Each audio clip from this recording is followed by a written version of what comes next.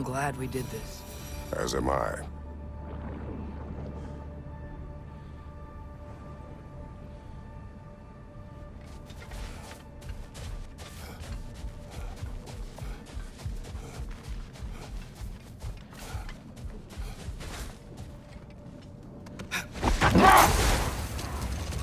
There's something I'm not sure I quite understand. In the Ragnarok prophecy Odin knows, all the realms get destroyed, including Asgard. In the version Groa kept secret, Asgard still falls. Wouldn't Odin have tried to prevent it either way? What difference did her life really make? I think of it this way. When it comes to subverting prophecy, knowledge is power. Without the full picture and context, the finer details can lead you to tragically incorrect interpretations. Back in my homeland, I was privy to the operations of a certain coven of heath witches who were keen on destabilizing the government. They picked an influential thane, an otherwise loyal man, and fed him a story of his own ascension to king. They dressed it up in enough details they knew would come to pass, so when they did, the thane took it as confirmation. Enough. We will continue later.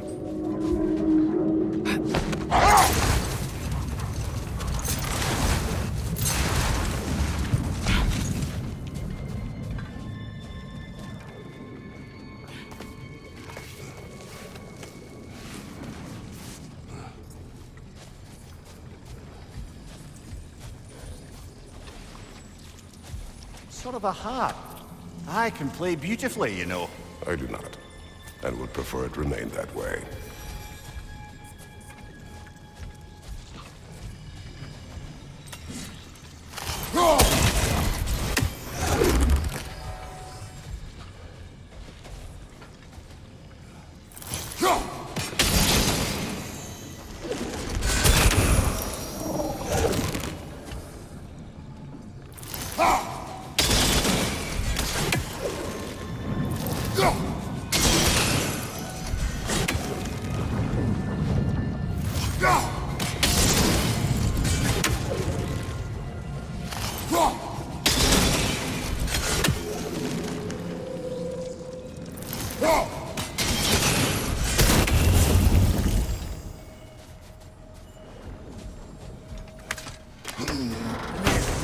You said souls come in 4 parts.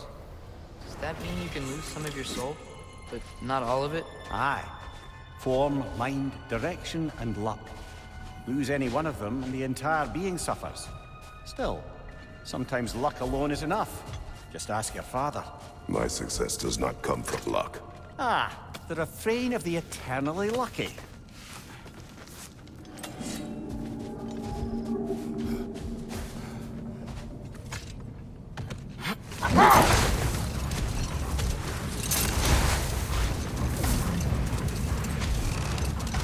Returning to my anecdote about the heath witches, they fed the thane a prophecy of his ascension to king. Next thing you know, he's helping matters along. He murders his king, sleeping under his own roof. Murders many he once called friends, too, thinking them fated to oppose him. Then, for a finishing touch, the witches revisit this usurper.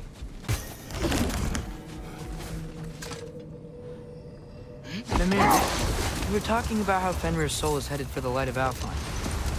That's because he was a wolf, right? Aye. Were he a god or a human who died in battle, a Valkyrie would have taken him to Valhalla or Folkmonger. Had he been a human or god who died outside of battle, he'd be cast down to Helheim. But Fenrir was a wolf, so his soul will join all the others in Alfheim. With mothers. Yes, like your mothers.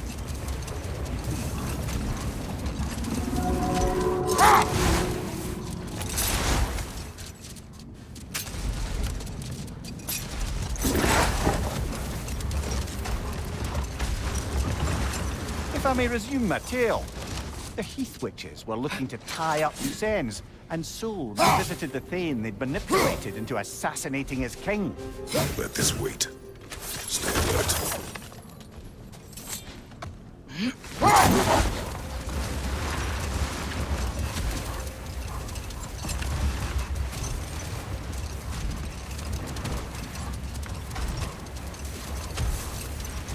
If I may resume my tale, the Heath Witches were looking to tie up loose ends, and so revisited the Thane they'd manipulated into assassinating his king. With just a few details structured ever so misleadingly, they convinced the fool he was invulnerable to all threats. Physical or magical? Aye, but 'twas not so for him. Wait. Let us look this way. Looks like a lot of the sand is cleared up. But there's another storm out that way. You think that means... Another Hafgufa.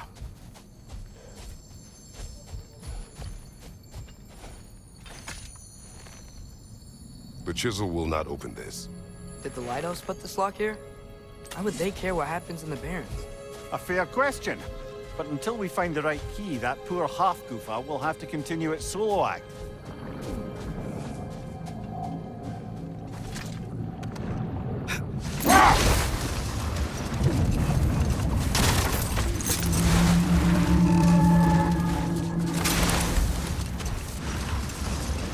To wrap up that story I was telling, the usurping Thane was convinced by the Heath Witches of his own invulnerability.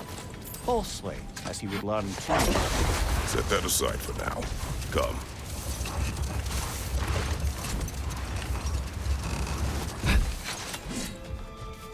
The next battle. No.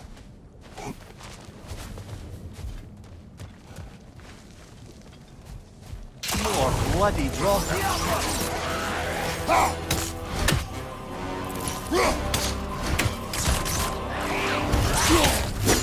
It's fast!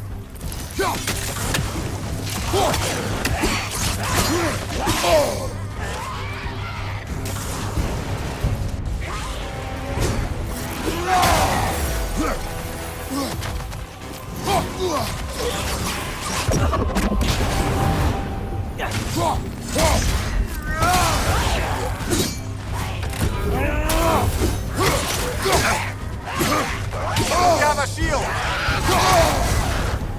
You're on fire! But you probably already know that.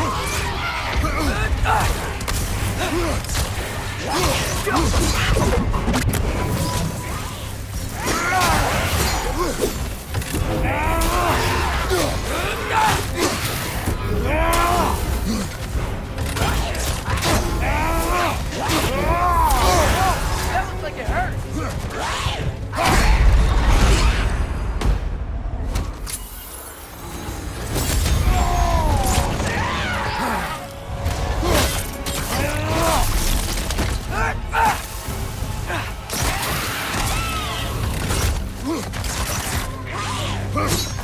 It's fast!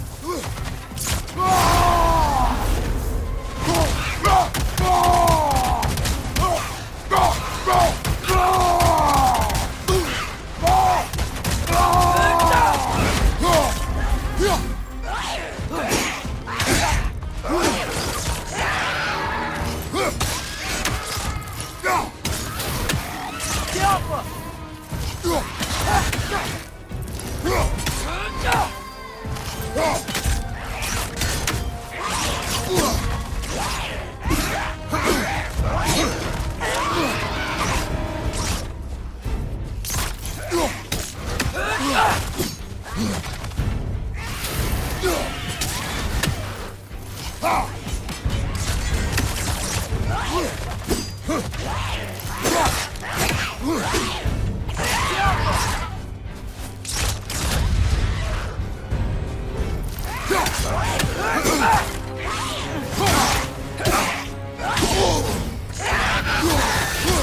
That Droga Whatever.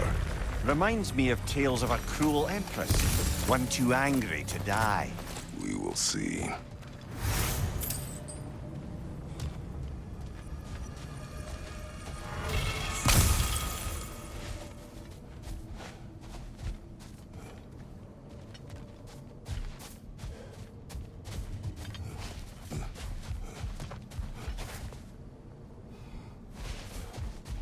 Oh, I gotta remember to ask Tyr about his travels to the lands beyond the seas. You wish to travel the world. I don't know. Maybe. See new places. Find out more about... myself.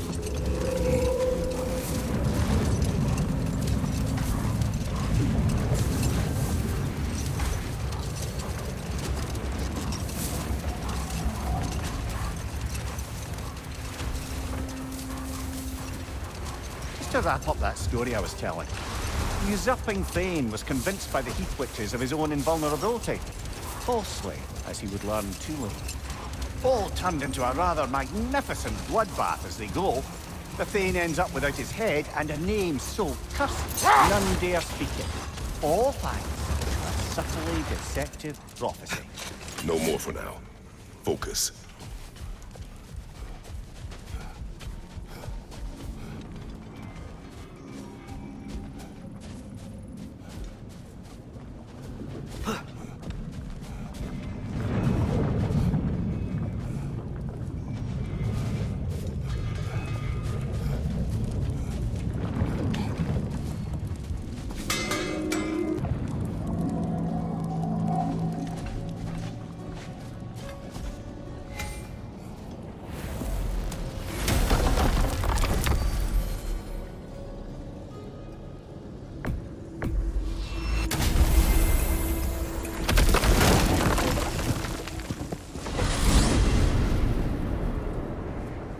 Well, I hope Tyr's had enough time to find its equilibrium, or whatever.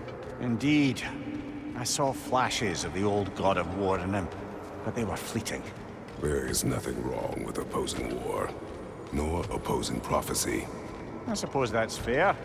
Never can be quite sure what the Giants meant by any of it. Am I the only one that remembers they predicted our entire journey to Jotunheim? If the Giants saw Tyr leading armies at Ragnarok, then I believe them. The question is how you'll ever make Tyr believe it.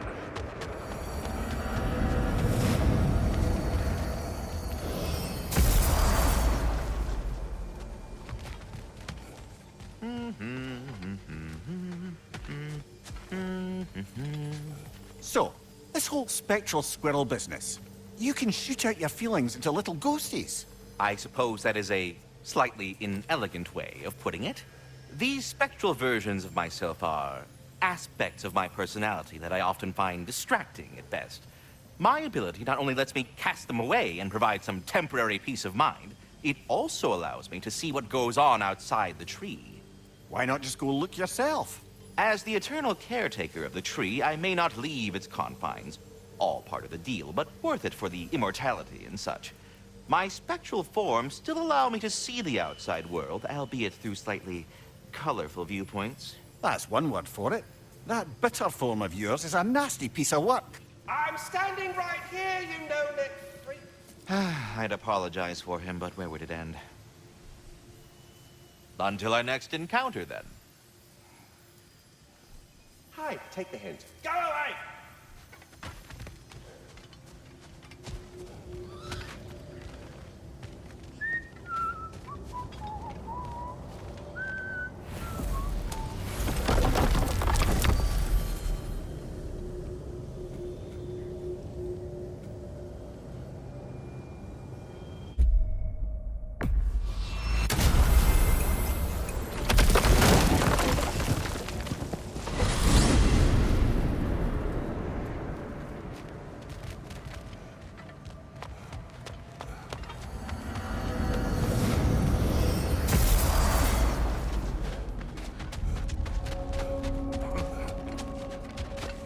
Brock, what do you think about fate? I don't. Either your life's all written down somewhere or it ain't. Still feels like you're making choices either way. The shit smells the same regardless of how it got shat.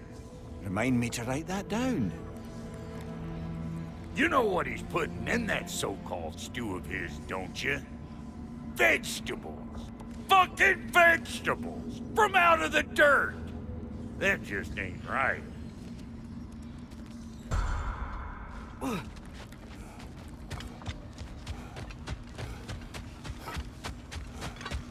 Like the father of all, we swung from the tree.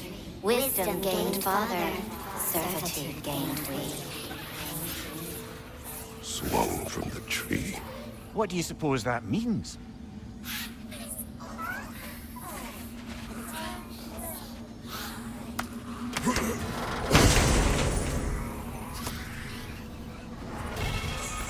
A gift of life, a gift in death, to his mother forever, the All-Father's breath.